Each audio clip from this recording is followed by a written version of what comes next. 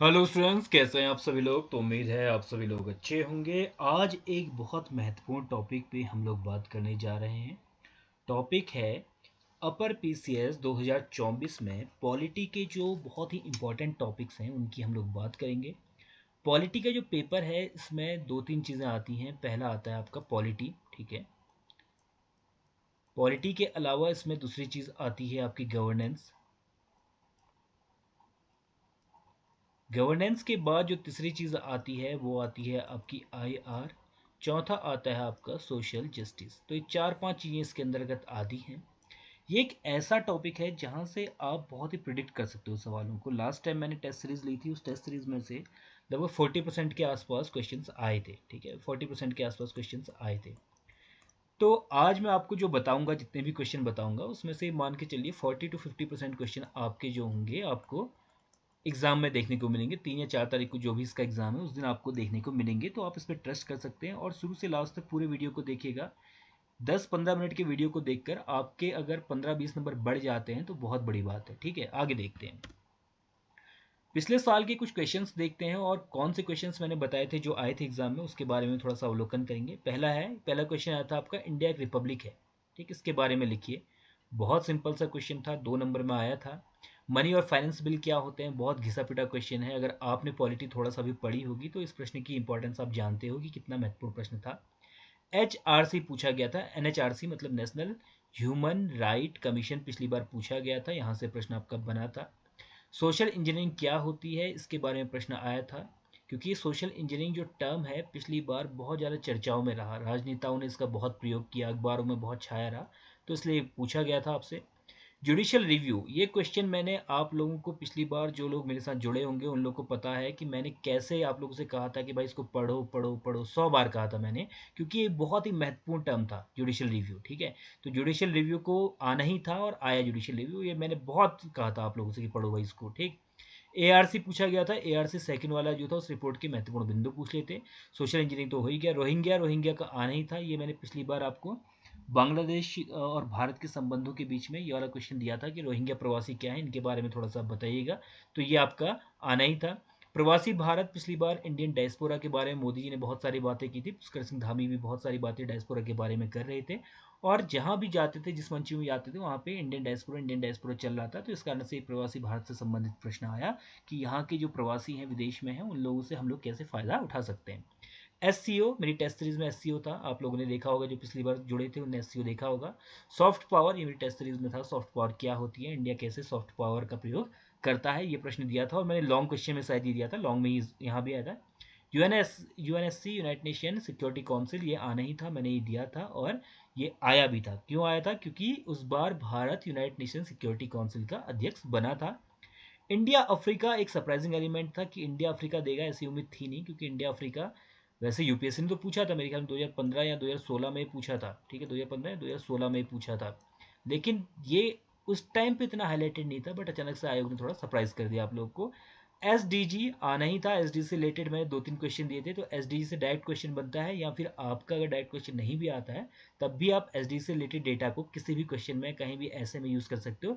पढ़कर जाना एसडीजी को, इस बार के लिए मोस्ट इंपॉर्टेंट टॉपिक है। पहला सबसे इंपॉर्टेंट टॉपिक तो इसके लिए हो गया एसडीजी। ऐसा नहीं कि पिछली बार आया था तो इस बार नहीं आएगा, इस बार भी आ सकता है, ये सदाबहार टॉपिक है।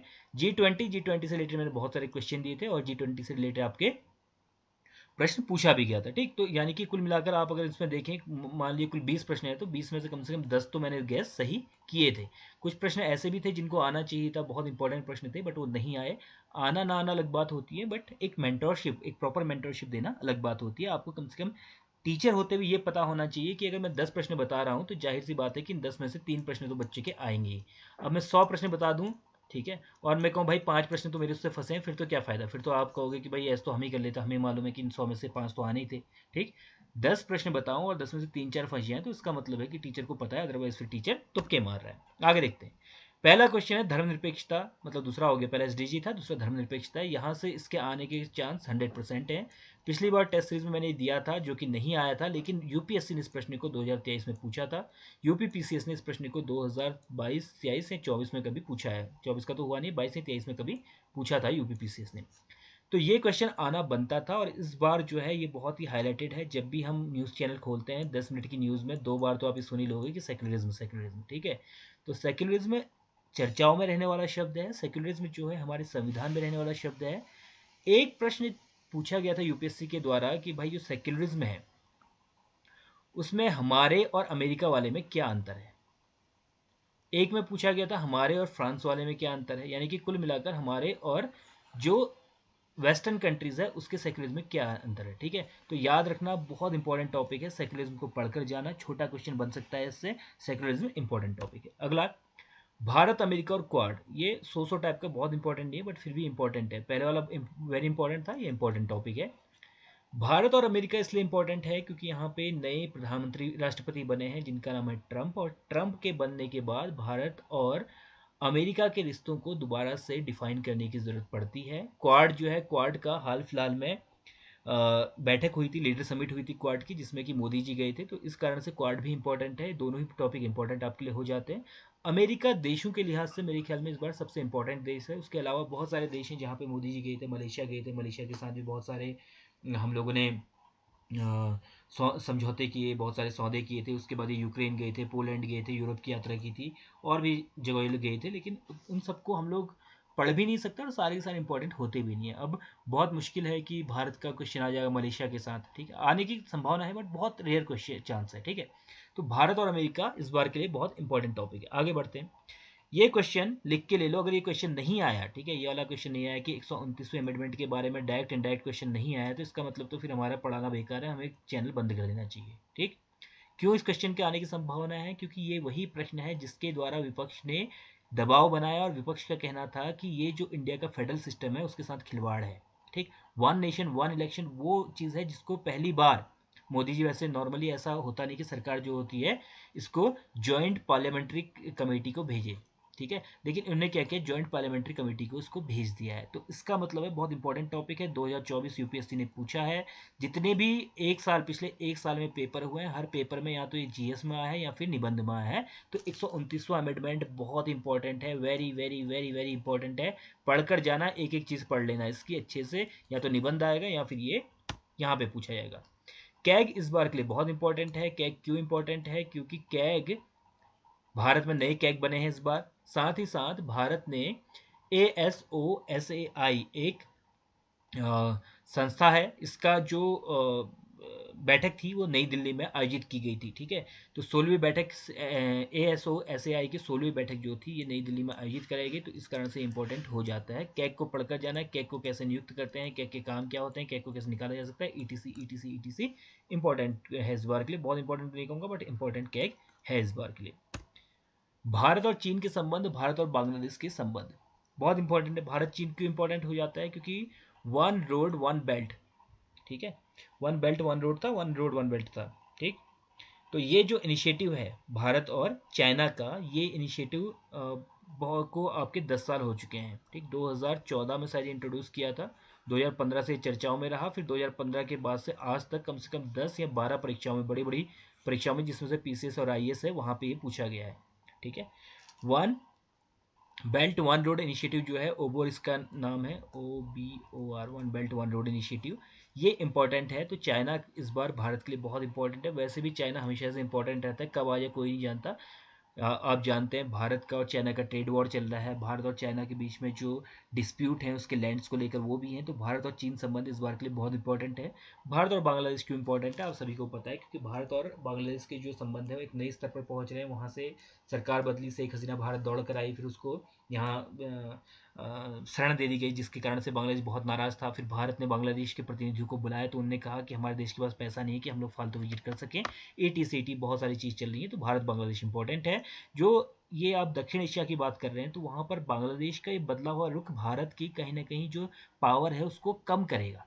तो ये एक बहुत इंपॉर्टेंट टॉपिक बनता है। कोई समझदार एग्जामिनर होगा तो कहीं ना कहीं से इस बार आपको भारत बांग्लादेश के एंगल में फंसाएगा, ठीक। तो इसलिए इसको थोड़ा सा पढ़ के जाइएगा, अच्छा इंपॉर्टेंट टॉपिक है। संघ और राज्य के संबंध, ये भी भाई बहुत इंपॉर्टेंट है, वेरी इंपॉर्टेंट है, इसको भी लिख लो, वेरी इंपॉर्टेंट। यानी कि जो भारत का फेडरलिज्म है, ठीक, उसके बारे में बात होनी चाहिए, क्योंकि भारत का फेडरलिज्म में दो तीन चीज़ें आप देखोगे पिछले कुछ सालों में। पहली बात तो थी जीएसटी को लेकर, ममता बनर्जी नाराज थी, ठीक। और भी कई सारे जो नेता हैं, जो क्षेत्रप हैं, वो लोग नाराज हैं केंद्र सरकार के साथ, क्योंकि उनका कहना है कि जीएसटी एक सही चीज़ नहीं है। फिर यहाँ पर वन नेशन वन इलेक्शन आ गया, यहाँ पर भी इनकी राय जुदा जुदा हो गई। फिर उसके बाद क्या हुआ, कुछ राज्यों में जब केंद्र सरकार ने अपनी आर्मी या सशस्त्र बलों को भेजा तो उसका भी विरोध हुआ, खासकर बंगाल के साथ तो ये डिस्प्यूट चल ही रहा है बहुत टाइम से, ठीक है। इसके अलावा भी जितने भी गैर भाजपा शासित प्रदेश हैं, उनका ये कहना है कि जो सरकार है उन्हें कॉपरेट नहीं करती। उदाहरण के तौर पर केजरीवाल ऐसा कहते हैं, उधर स्टालिन कहते हैं, तो हर कोई ये कह रहा है। और भारत और संघ के बीच में, यानी कि भारत के राज्यों और संघ के बीच में, ये प्रश्न आपका यूपीएससी ने पूछा है हाल फिलहाल में, मेरे ख्याल में 2023 में फिर से उसने पूछा है, ठीक है। उसके अलावा कई सारे पीसीएस ने ये प्रश्न पूछा है। इसी के अंतर्गत राज्यपाल भी आपका आता है, क्योंकि राज्यपाल को लेकर भी बात हुई थी कि राज्यपाल जो है वो निष्पक्ष होते हैं कि नहीं होते हैं, वो टॉपिक भी इसी के अंदर आ जाएगा। तो संघ और राज्य के संबंध को पढ़ लीजिएगा कि उनके बीच में आर्थिक संबंध कैसे होते हैं, कार्यपालिका के संबंध कैसे होते हैं, ईटीसी पढ़ लेना आप लोग एक बार। आगे देखते हैं। ई गवर्नेंस बहुत इंपॉर्टेंट है। ई गवर्नेंस एक टॉपिक अपने आप में ही है। जो गवर्नेंस के अंतर्गत टॉपिक सबसे इंपॉर्टेंट है वो ई गवर्नेंस है। भारत में इसको लेकर पिछले एक साल के अंदर बहुत सारे समारोह हुए हैं और साथ ही अंतर्राष्ट्रीय स्तर पर भी बहुत बात हो रही है ई गवर्नेंस की। तो ये क्वेश्चन आपसे पूछा जा सकता है कि what is the e governance define, ठीक है। दूसरा ये पूछा जा सकता है कि what are the main objectives of e governance और what are the basic components of the e governance, etc इस तरह क्वेश्चन आपके पूछे जा सकते हैं। आरटीआई, इसको शायद 20 साल हो चुके हैं आरटीआई को, तो ये क्वेश्चन आपका बन सकता है यहाँ से। इंपॉर्टेंट क्वेश्चन है आरटीआई का, ठीक है। ये क्वेश्चन आप देखना, ये एक ऐसा कानून था जिसने भारत की जो पूरे एडमिनिस्ट्रेशन है उसमें पारदर्शिता को बढ़ाया, उसमें ट्रांसपेरेंसी को बढ़ा दिया था। तो आरटीआई बहुत इंपॉर्टेंट है इस बार के लिए। ई गवर्नेंस तो है ही है। अगला है 23वां विधि आयोग। ये बहुत इंपॉर्टेंट नहीं है, तो मन करेगा तो पढ़ लेना, नहीं करेगा तो छोड़ भी सकते हो, बट ठीक है, मुझे लगता है आ भी सकता है। सो टाइप के, बहुत इंपॉर्टेंट नहीं है, हल्का हल्का टाइप का, ठीक है। तो देख लेना अपने हिसाब से इसको। जजों की नियुक्ति, कोलेजियम, विधानसभा अध्यक्ष और उपराष्ट्रपति, ये 4 टॉपिक भाई साहब इस बार के लिए देख कर जाना, बहुत इंपॉर्टेंट है। भारत को नए जज मिले हैं, जो हम जानते हैं सीजेआई हैं, चीफ जस्टिस ऑफ इंडिया हैं, वो नए मिले हैं, तो इस कारण से ये चर्चाओं में है, ठीक। इसको देख कर जाना। कोलोजियम को लेकर फिर से बात हो रही है कि कोलेजियम को बदलना चाहिए कि नहीं बदलना चाहिए। तो कोलेजियम हमेशा से रहता है, तो कोलेजियम होता क्या है, कोलेजियम क्या चीज़ है, कोलेजियम के बारे में थोड़ा सा पढ़ लीजिएगा एक बार। विधानसभा अध्यक्ष और उपराष्ट्रपति, विधानसभा का मतलब है जो संसद के अध्यक्ष हैं और संसद के उपराष्ट्रपति हैं, ये सही से काम कर रहे हैं कि नहीं कर रहे हैं। विपक्ष, आपको पता है कि धनखड़ के खिलाफ, जगदीश धनखड़ जो है उनके खिलाफ एक अविश्वास प्रस्ताव लेकर भी आया था। तो ये लोग अपना काम सही से करते हैं कि नहीं करते हैं, ये 2023 या 24 में यूपीएससी ने भी पूछा था और इस बार आ सकता है। बहुत हो हल्ला हुआ था, 5-7 दिन तक तो मीडिया में यही छाया हुआ था कि धनखड़ के खिलाफ ऐसा हो गया, ओम बिरला ने ये कहा, धनखड़ ने ये कहा, ईटीसी। यानी कि इनको कैसे, यानी कि जो ये विधानसभा के या राज्यसभा के अध्यक्ष होते हैं, इनको कैसे हटाया जा सकता है, इनकी कैसे नियुक्ति होती है, ईटीसी आप एक बार देख लेना, ठीक। अगला, act east policy. Act east policy को 10 साल कंप्लीट हो गए हैं, तो भारत की एक्ट ईस्ट पॉलिसी क्या है, ये सरप्राइजिंग एलिमेंट हो सकता है, यहाँ से प्रश्न आ सकते हैं, ठीक है। अब वॉइस ऑफ ग्लोबल साउथ, ये समिट जो है, इस समिट के बारे में थोड़ा सा पढ़ लेना। वॉइस ऑफ ग्लोबल साउथ, इसकी मेजबानी भारत ने की है इस बार भारत में हुआ था वॉइस ऑफ ग्लोबल साउथ। तो इसको थोड़ा सा देख लेना कि ग्लोबल साउथ क्या है, वॉइस ऑफ ग्लोबल साउथ क्या है, क्या काम करता है, कौन कौन इसके मेंबर्स हैं, ईटीसी। वैसे act east policy very important है, ठीक है। और ये जो है ये आपका थोड़ा थोड़ा इंपॉर्टेंट है, हल्का हल्का है, तो केवल इंपॉर्टेंट मैं इसका आगे लिखता हूँ। तो वॉइस ऑफ ग्लोबल साउथ एक बार देख लेना। फिर थोड़ा सा हम लोग सिक्योरिटी, ये इसकी बात करते हैं, जस्टिस की बात करते हैं। तो इसमें जेंडर जस्टिस एक टर्म है, नया टर्म है जेंडर जस्टिस। इसको देखना कि जेंडर जस्टिस क्या है, इससे रिलेटेड क्या क्या उपबंध हैं दुनिया में। तो जेंडर जस्टिस देख लेता हूँ, भारत में जेंडर जस्टिस क्या है, क्या इसके उदाहरण है, इसके बारे में। लीगल एड के बारे में बहुत सारी बातें हुई हैं इस बार। लीगल एड के बारे में कई सारी बातें हुई हैं, लीगल एड देनी चाहिए कि नहीं देनी चाहिए, इसके बारे में कई सारी गवर्नमेंट्स को, जो सुप्रीम कोर्ट है उसने नोटिस भी दिया था कि आप लीगल एड प्रोवाइड करवा क्यों नहीं रहे हो सही से। तो कई सारे केस इस बार हुए हैं। तो लीगल एड क्या होती है और फ्री लीगल एड क्या होती है, नालसा सालसा क्या काम करते हैं, उसको थोड़ा सा देख लेना। एनजीओ के बारे में हल्का सा, एनजीओ के बारे में कुछ फैसले आए हैं, तो एनजीओ कैसे काम करती है, क्या होता है, और जो ये एनजीओज होती हैं ये कैसे हमारे डेवलपमेंट में काम कर सकती हैं, आदि आदि प्रश्न आपका बन सकता है। भारत कनाडा और मध्य एशिया। भारत कनाडा जो है इस बार का टॉपिक हो सकता है, क्योंकि भारत और कनाडा के बीच में बहुत सारे विवाद रहे हैं पिछले 1-1.5 साल में, 2 साल में, तो काफ़ी हाईलाइटेड रहा है। बहुत इंपॉर्टेंट तो नहीं मानूंगा, बट इंपॉर्टेंट इसको कह सकते हैं, इसको सिंपल इंपॉर्टेंट हम लोग कह सकते हैं, ठीक है। और ये जो है आपका मध्य एशिया, जो मिडिल एशिया वाला कजाकिस्तान, तुर्कमेनिस्तान, ETC जो है, ये आपका एक सरप्राइजिंग एलिमेंट हो सकता है, ठीक है। सरप्राइज हो सकता है इसमें कि सरप्राइजिंग एलिमेंट के तौर पे इसको दे दे, अदरवाइज इसको देने का मेरे ख्याल में बहुत ज़्यादा नहीं है चांस। एक और क्वेश्चन मैं आपको देना चाहूँगा जो मैं इसमें शायद ऐड करना भूल गया, वो था प्रस्तावना। प्रस्तावना, प्रस्तावना, ठीक है, जो यानी कि आपका कॉन्स्टिट्यूशन है, कॉन्स्टिट्यूशन की प्रस्तावना एक बार थोड़ा सा देख लेना, ठीक है। जिसमें हाल फिलहाल में एक केस हुआ था, सुप्रीम कोर्ट में शायद हुआ था, बलराम सिंह बनाम भारत सरकार 2024 एक केस है। उस केस में क्या हुआ, उसमें ये कहा गया था उनके द्वारा कि भाई जो इसमें सेक्युलर शब्द है, उस सेक्युलर शब्द को हटा देना चाहिए, क्योंकि India is not a secular country, India is not a मतलब all religions are not equal in India, because India is the country where Hindus are dominating, ठीक है। हिंदू डोमिनेट कर रहे हैं, तो हिंदू जब डोमिनेट कर रहे हैं तो इस कारण से आप इसको सेक्युलर कंट्री नहीं कह सकते हो। एक चीज़ डाली थी उनने, और एक समाजवाद, समाजवाद को भी उन्होंने कहा कि हटा देना चाहिए। ये भी पक्के तरीके से सही नहीं है कि इंडिया एक समाजवादी है, ठीक, क्योंकि प्योर समाजवादी थोड़ा सा अलग तरीके का होता है, आपको पता है। तो इसलिए ये जो टर्म है इसकी, ठीक है, आपकी जो ये प्रस्तावना आती है, ठीक है, प्रेम्बल जो आती है, प्रेम्बल की टर्म्स आप एक बार देख कर जाना कि समाजवाद का मतलब क्या होता है। पिछली बार गणतंत्र आया था ना इससे, इस बार समाजवाद देख लेना भाई साहब, एक बार समाजवाद, ठीक।